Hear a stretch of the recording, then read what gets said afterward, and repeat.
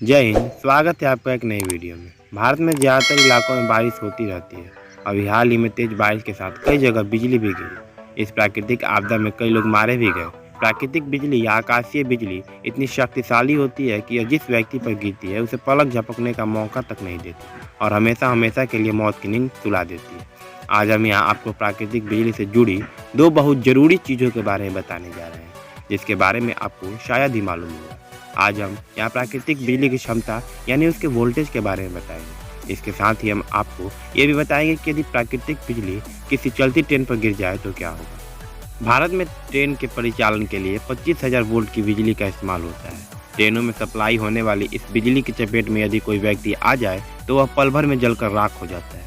अब सोचिए, आकाशीय बिजली या प्राकृतिक बिजली में कितनी शक्ति होती होगी।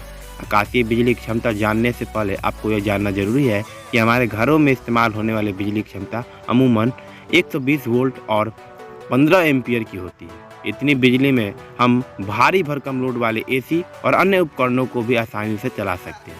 अमेरिकी सरकार की वेबसाइट weather.government के मुताबिक आकाशीय बिजली की क्षमता करीब 30 करोड़ वोल्ट और 30,000 एम्पीयर होती है। अब आप आसानी से आकाशीय बिजली की क्रूरता का अंदाजा लगा सकते हैं कि ये कैसे किसी इंसान को चंद मिली सेकंड में मौत की नींद सुला देती है। जब यहाँ आकाशीय बिजली की क्रूरता की बात हो रही है तो यहाँ ट्रेन का जिक्र होना बहुत ही आम बात है। भारतीय रेल द्वारा यात्रियों को दी जाने वाली रेल सेवाएं किसी भी मौसम में नहीं रुकती। यदि स्थिति बद से बदतर हो जाए तभी कुछ ट्रेनों को रद्द किया जाता है या उसके रूट में बदलाव किया जाता है। बारिश चाहे कितनी भी तेज क्यों ना हो, ट्रेन कभी नहीं रुकती।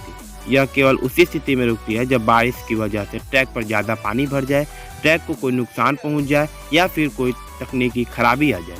बारिश के मौसम में ट्रेन को कई बार बिजली के बीच से गुजरना होता है। बिजली ट्रेनों के ऊपर गिरती भी होगी लेकिन उसमें बैठे यात्रियों को कभी करंट नहीं लगता। लेकिन इसकी क्या वजह है, आइए जानते हैं। ट्रेनों की बाहरी बॉडी हमेशा लोहे या स्टील की होती है, जबकि इसकी आंतरिक बॉडी धातु से नहीं बनाया जाता। यदि बारिश के मौसम में चलती ट्रेन पर बिजली गिर भी जाए तो वह ट्रेन की बाहरी बॉडी से होते हुए पटरियों में और फिर पटरियों से होते हुए अर्थिंग डिवाइस के रास्ते ग्राउंड में चली जाती है। भारतीय रेल ट्रैक पर थोड़ी थोड़ी दूरी पर अर्थिंग डिवाइस इंस्टॉल करती है जो इस तरह की आपदा से बचाने में अहम भूमिका निभाती है। यहाँ ध्यान देने योग्य एक बात और है, बिजली अपने प्रवाह के लिए हमेशा सुगम और सबसे छोटा रास्ता चुनती है। ऐसे में लोहा या स्टील बिजली के प्रवाह के लिए एक प्रभावित और सुगम रास्ता होता है। इसीलिए यदि चलती ट्रेन के ऊपर बिजली गिर भी जाए तो वह अपना सुगम और सबसे छोटा रास्ता चुनते हुए धातु के डिब्बे से पटरियों और फिर अर्थिंग डिवाइस से होते हुए ग्राउंड को हो जाती है। यही वजह है कि ट्रेन में बैठे यात्रियों को करंट नहीं लगता। तो दोस्तों, हमारे द्वारा दी गई जानकारी आपको कैसी लगी हमें कमेंट में जरूर बताएं और साथ साथ चैनल पर नए हैं तो चैनल सब्सक्राइब भी जरूर कर दें। जय हिंद।